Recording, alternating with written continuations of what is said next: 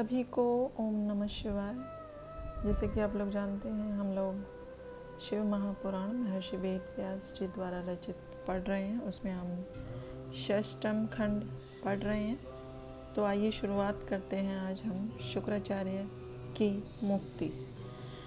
शिव जी द्वारा शुक्राचार्य को निगल जाने के पश्चात उनके पेट से निकलने का प्रयत्न करने लगे।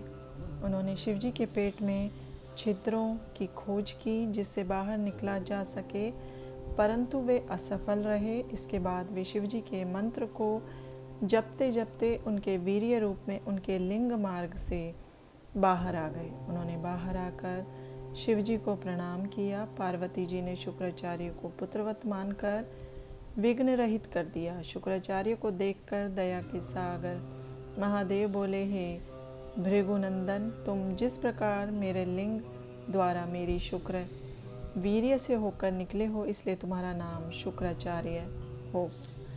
शुक्राचार्य को मृत संजीवनी विद्या की प्राप्ति की कथा। बहुत समय पहले की बात है कि शुक्राचार्य ने वाराणसी बनारस में जाकर विश्वनाथ शिव जी का ध्यान करके भारी तप किया। वहाँ पर उनका ज्योतिर्लिंग स्थापित कराकर एक सुंदर कुएं का निर्माण कराया। इसके पश्चात 32 सेर पंचामृत से शिवलिंग को 1,00,000 बार स्नान कराया। कमल, पत्र, पुष्पों और सुगंधित द्रव्यों से शिवलिंग का पूजन किया। शिव सहस्त्र नाम और दिव्य स्रोतों से शिव जी का पूजन किया तथा हजारों वर्षों तक अपने चित्त को एकाग्र करके शुद्ध किया। शिव जी ने उनकी तपस्या से प्रसन्न होकर प्रकट हुए और उनसे वर मांगने को कहा। शुक्र जी ने पुलकित होकर शिव जी को प्रणाम किया और हाथ जोड़कर उनकी स्तुति की। शिव जी ने वरदान में उन्हें मृत संजीवनी विद्या प्रदान की, जिसके द्वारा मृत व्यक्ति को फिर से जीवित किया जा सकता है। भगवान शिव जी ने बताया, इस सत्येश्वरी विद्या के प्रभाव से तुम जो चाहोगे वे सभी कार्य संपूर्ण होंगे। तुम मेरे प्रभाव से सूर्य से भी ऊपर विलय तारा बनकर चमकोगे। तुम्हारे उदय होने पर सभी विवाहादि मांगलिक कार्य संपन्न होंगे। इस प्रकार वर प्रदान कर शिव जी उसी लिंग में अंतर्ध्यान हो गए। इस प्रकार भगवान शिव जी से शुक्राचार्य जी को मृत संजीवनी विद्या प्राप्त हुई थी। बोलो शंकर भगवान की जय। बाणासुर आख्यान। व्यास जी सनत कुमार जी से बोले, अब बाणसुर को गणपत्य पद की प्राप्ति की पवित्र कथा को सुनाइए। सनत कुमार जी ने बताया, मरीचि के पुत्र कश्यप जी हुए। प्रजापति दक्ष ने कश्यप जी को अपनी 13 कन्याएं कन्यादान की। उनमें दीति बड़ी थी, उससे दैत्य उत्पन्न हुए। शेष 12 पत्नियों से देवताओं की उत्पत्ति हुई। दीति के हिरण्यकश्यपु और हिरण्याक्ष 2 महाशक्तिशाली राक्षस उत्पन्न हुए। हिरण्यकश्यपु के हन्लाद, अनुहन्लाद, सलहाद तथा प्रहलाद नाम के 4 पुत्र हुए। प्रहलाद के जितेंद्रिय और विष्णु भक्त विरोचन हुआ, जिसने अपना मस्तक काटकर दान में इंद्र को भेंट कर दिया था। विरोचन का पुत्र बलि भी महादानी था। उसने वामन अवतार भगवान को अपनी सारी पृथ्वी दान में दे दी थी। बाली का पुत्र बाणासुर हुआ, जो शिवजी का भक्त और महादानी था। बाणासुर ने तीनों लोगों को विजय कर शोणित नाम की नगरी बसाई। एक बार बाणासुर ने वाद्य द्वारा शंकर भगवान को तांडव नृत्य द्वारा प्रसन्न किया। शंकर भगवान ने उस पर प्रसन्न होकर उससे वरदान मांगने को कहा। बाणासुर ने भक्तिपूर्वक उनके चरणों में प्रणाम करके उनके गणों में अपना निवास मांगा। भक्त वत्सल भगवान शिव उसके पास ही गणों सहित निवास करने लगे। एक बार शोणितपुर के पास बहती हुई नदी के तट पर शिवजी अपनी लीला करने लगे। गान और नृत्य हुआ। उसे देखने के लिए देवता और अप्सराएं भी आई। फिर जल क्रीड़ा होने लगी।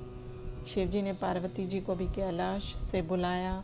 अप्सराएं सोचने लगी कि जब तक पार्वती जी नहीं आती तब तक कोई भी स्त्री यदि शिवजी के साथ जल क्रीड़ा करेगी तो भगवान शंकर उसे सर्वोत्तम संतरी का पद प्रदान करेंगे। यह सोचकर बाणासुर की पुत्री उषा ने शिवजी का स्पर्श करने के लिए पार्वती का रूप धारण कर लिया। तब तक पार्वती जी भी वहां पहुंच गई। उन्होंने बाणासुर की पुत्री उषा का उद्देश्य जान लिया। तब पार्वती जी उषा से बोली, अरे तुमने मेरा स्वरूप क्यों धारण कर लिया है? अच्छा, तो तू इसी कार्तिक मास में ही ऋतु वाली हो जाएगी और वैशाख शुक्ला द्वादशी की अर्धरात्रि को तुझे सोती हुई के साथ कोई व्यक्ति संभोग करेगा, फिर तू उसी की पत्नी बन जाएगी। यह कहकर पार्वती जी शिव जी के साथ जल क्रीड़ा करने लगी। थोड़ी देर बाद शिव पार्वती दोनों अंतर्ध्यान हो गए। उषा का चरित्र। एक बार बाणासुर ने शिव जी को प्रसन्न करके कहा, प्रभु आपने मुझे 1000 बाहें प्रदान की है, परंतु इनमें मुझे कोई लाभ नहीं मिल रहा है। इनका उपयोग तो युद्ध में ही हो सकता है। मैंने इंद्र, यम, कुबेर आदि पर विजय प्राप्त कर ली है। मैंने सभी देवताओं को भी जीत लिया है। अब आप पर भी विजय प्राप्त करना चाहता हूँ, इसलिए आप मुझसे युद्ध कीजिए। उसके बाद ही मेरी भुजाएं आपके शस्त्रों से जर्जरित होकर पृथ्वी पर गिरेंगी। इससे मेरा मनोरथ भी पूर्ण हो जाएगा। यह सुनकर भगवान शिव क्रोध में भरकर बोले, तुझे बहुत अभिमान और अहंकार हो गया है। भक्त बाली के कुल में जन्म लेकर तुझे यह अभिमान शोभा नहीं देता है, इसलिए तुझे शीघ्र ही अपने अभिमान की शांति मिलेगी। किसी शक्तिशाली व्यक्ति से अकस्मात तेरा युद्ध होगा और तेरी ये पर्वतकार विशाल भुजाएं एक एक करके पृथ्वी पर कट कट कर गिरेंगी। जब तेरी स्थापित शस्त्रशाला में उत्पात मचेगा, तब समझ लेना कि तेरा बुरा समय निकट है। यह सुनकर बाणासुर ने दिव्य पुष्पों से भगवान शंकर का पूजन किया और प्रणाम कर घर को लौट आया। एक दिन की बात है कि बाणासुर अपनी ध्वजा को देखकर प्रसन्न मन से सोचने लगा कि ऐसा कौन पराक्रमी है जिससे मेरा युद्ध होगा। उसी समय वहाँ काल का आगमन हुआ। बाणासुर की पुत्री उषा वहाँ सुंदर वेश में उपस्थित थी। वैशाख का महीना था। वह रात्रि में श्री हरि का पूजन किया करती थी। रात्रि को वह गुप्त स्थान में अंतःपुर में सो रही थी। तब मायावश भगवान श्री कृष्ण के पुत्र अनिरुद्ध ने उसके साथ जबरदस्ती शारीरिक संबंध बनाकर पुनः द्वारिका को लौट गए। उषा ने अपने को दूषित समझकर सखियों से शरीर त्यागने की बात कही। उसकी बात सुनकर कुछ मांड की पुत्री चित्रलेखा ने उसे पूर्व का वृत्तांत सुनाया। इस पर उषा उस गुप्त पति को प्राप्त करने का उपाय सोचने लगी। तब चित्रलेखा ने सभी देवता, गंधर्व, सिद्धों, नागों आदि के चित्र बनाकर उषा को दिखाए। मनुष्य में उत्तम राम, कृष्ण, अनिरुद्ध, प्रद्युम्न के चित्र बनाए। निरुद्ध के चित्र को देखकर उषा ने चित्रलेखा को बताया कि इसी ने मेरा शील हरण किया है। तब चित्रलेखा ने उसका नाम, वंश आदि बताकर उसकी बहुत प्रशंसा की। उषा अनिरुद्ध पर मोहित होकर उन्हें पाने की उत्कंठा दिखाने लगी। इस पर चित्रलेखा ज्येष्ठ कृष्ण चतुर्दशी को द्वारका गई। चित्रलेखा ने योग द्वारा अंधकार फैलाकर अनिरुद्ध को शैया सहित उठाकर क्षण भर में शोणितपुर आ गई। उषा ने आश्चर्यचकित होकर उससे काम क्रीड़ा करने लगी, परंतु उसकी जानकारी द्वारपालों को हो गई। द्वारपालों ने इसकी सूचना बाणासुर को दी। अपनी कन्या का ये दुष्कर्म देखकर बाणासुर को महान आश्चर्य हुआ। बाणासुर का युद्ध तथा उषा का विहार। बाणासुर ने उषा के कमरे में जाकर अनिरुद्ध को देखा और क्रोध में भरकर उस लीलायुक्त अपूर्व सुंदर व्यक्ति से बोला, तुमने मेरी पुत्री को दूषित कर दिया है, इसलिए तो युद्ध के लिए तैयार हो जा। उसके सैनिक अनिरुद्ध को पकड़कर बाहर ले आए। इस पर अनिरुद्ध ने उन सैनिकों को मारकर पुनः उषा के पास चले गए। बाणासुर ने अपने मंत्री युद्ध प्रवीण कुष्मांड को अनिरुद्ध से युद्ध करने भेजा। अनिरुद्ध शिवजी द्वारा रक्षित थे, इसलिए कुष्मांड उस पर विजय प्राप्त करने में असफल रहा। अब बाणासुर स्वयं अनिरुद्ध से युद्ध करने आया। उसने अनिरुद्ध को नागपाश में जकड़कर एक पिंजड़े में कैद कर दिया।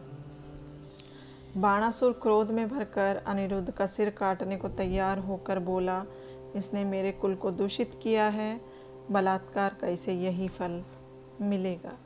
उस समय आकाशवाणी हुई, हे बाणासुर, तुम शिव भक्त हो, इसलिए क्रोध से काम न लो। शिवजी सबके भगवान हैं, वे तुम्हारा सर्वनाश कर देंगे। आकाशवाणी की बात सुनकर उसका गुस्सा शांत हो गया। रात हो जाने पर अनिरुद्ध को कैद कर रखा था। उन्होंने अनिरुद्ध को बंधन मुक्त कर दिया। बंधन मुक्त हो जाने पर अनिरुद्ध पुनः उषा के पास गए। कृष्णादि युद्ध वर्णन। इधर द्वारका में अनिरुद्ध को न देखकर महल में स्त्रियां रोने धोने लगी। श्री कृष्ण को महान दुख हुआ। बाद में नारद जी ने आकर बताया कि अनिरुद्ध को बाणासुर ने कैद कर रखा है। यह सुनकर भगवान श्री कृष्ण द्वारका से यादवों की एक भारी सेना लेकर अनिरुद्ध को छुड़ाने के लिए चल पड़े। 18 अक्षौहिणी सेना के साथ श्री कृष्ण ने बाणासुर की राजधानी शोणितपुर को घेर लिया।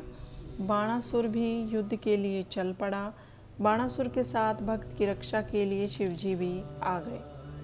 भगवान श्री कृष्ण और शिवजी का अद्भुत युद्ध होने लगा।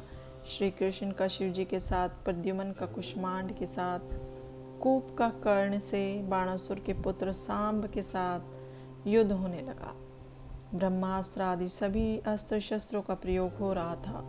शिवजी के तेज के कारण श्री कृष्ण के सैनिक ठहर नहीं पा रहे थे। श्री कृष्ण ने शीतला नामक ज्वर का प्रयोग किया, परंतु शिवजी ने उसे शांत कर दिया।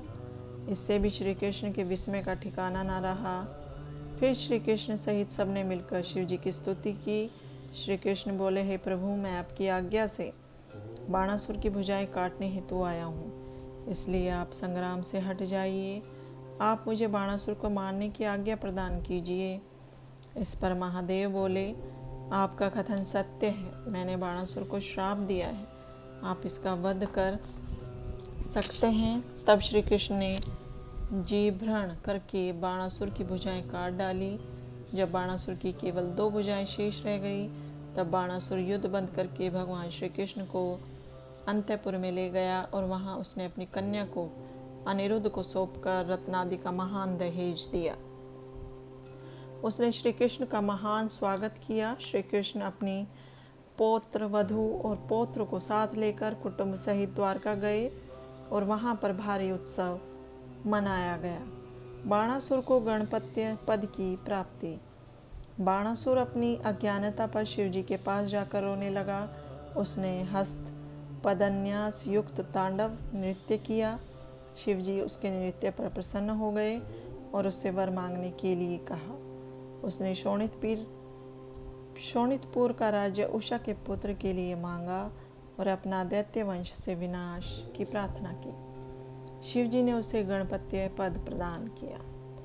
गजासुर वध का वर्णन। जब देवों की भलाई में देवी ने महिषासुर का वध कर दिया, तो महिषासुर के पुत्र गजासुर ने उग्र तपस्या करके ब्रह्मा जी को प्रसन्न कर लिया। उसने तीनों लोकों को विजय कर लिया। उसने देवताओं को अपने चरणों में गिराकर प्रणाम करने के लिए विश कर दिया और सबको महेंद्र पर्वत पर रहने की आज्ञा प्रदान की। वह विषय लोलुप बन गया। वह शास्त्रों की मर्यादा को उल्लंघन करके ब्राह्मणों, तपस्वियों को क्लेश पहुंचाने लगा। तब इंद्र आदि सभी देवता शिव जी की शरण में गए और उन्हें अपनी विपदा से अवगत कराया। इस पर शिव जी त्रिशूल लेकर गजासुर का अंत करने को चल पड़े। उन्होंने गजासुर का सिर अपने त्रिशूल से काट डाला। वह यह देखकर शिव जी की स्तुति करने लगा। तब शिव जी ने उससे वर मांगने को कहा। उसने वरदान मांगा कि प्रभु, यदि आप वास्तव में मुझसे प्रसन्न हैं तो मेरे चर्म से अपना ओढ़ना बना ले। इस पर शिव जी ने तथास्तु कहकर उसके लिए काशी नगरी में ज्योतिर्लिंग बनाया। गजासुर के मारे जाने पर देवता प्रसन्न हो गए। निर्हाय वध। जब भगवान श्री हरि ने दिति के पुत्र को मार दिया तो दिति को इससे महान दुख हुआ। तब निर्हाय ने आकर दिति को सांत्वना दी और देवताओं पर विजय पाने का निश्चय किया।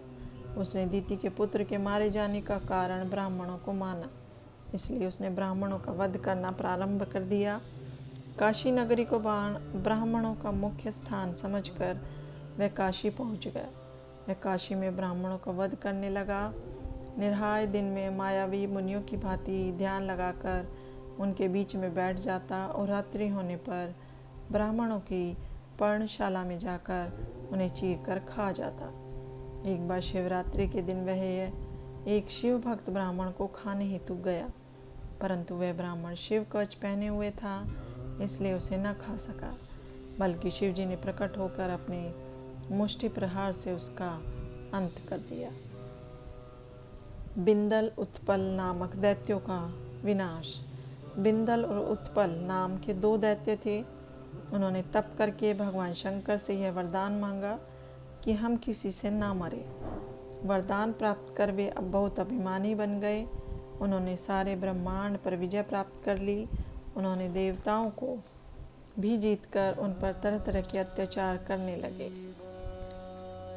देवताओं ने उनके अत्याचारों से तंग आकर ब्रह्मा जी के पास जाकर अपना दुखड़ा सुनाया। ब्रह्मा जी उनसे बोले, हे देवताओं, इन दोनों दैत्यों को केवल जगत जननी पार्वती ही मार सकती है, इसलिए धैर्य रखकर भगवान शिव जी का ध्यान करो, वे ही भक्त भयहारी हैं। इसके बाद भगवान शंकर की प्रेरणा से नारद जी बिंदल और उत्पल दैत्यों के पास गए और पार्वती जी के रूप की प्रशंसा करने लगे। पार्वती जी के रूप की प्रशंसा सुनकर दोनों दैत्य कामांध होकर पार्वती जी के अपहरण की योजना बनाने लगे। एक दिन पार्वती जी अपनी सखियों के साथ गेंद खेल रही थी। दोनों मायावी दैत्य शिवगणों का रूप धारण कर वहां पहुंच गए और पार्वती जी पर कटाक्ष करने लगे। भगवान शंकर ने उन दोनों को पहचान लिया कि ये दोनों राक्षस हैं। उन्होंने इशारे से पार्वती जी को दोनों मायावियों की चाल से अवगत करा दिया। पार्वती जी ने खेल खेल में ही अपनी गेंद को दोनों दैत्यों पर मारी। गेंद के लगते ही दोनों मायावी राक्षस चक्कर खाकर पृथ्वी पर गिर पड़े और उनके प्राण पखेरु उड़ गए। वह गेंद शिवलिंग रूप में दर्शन देने लगी।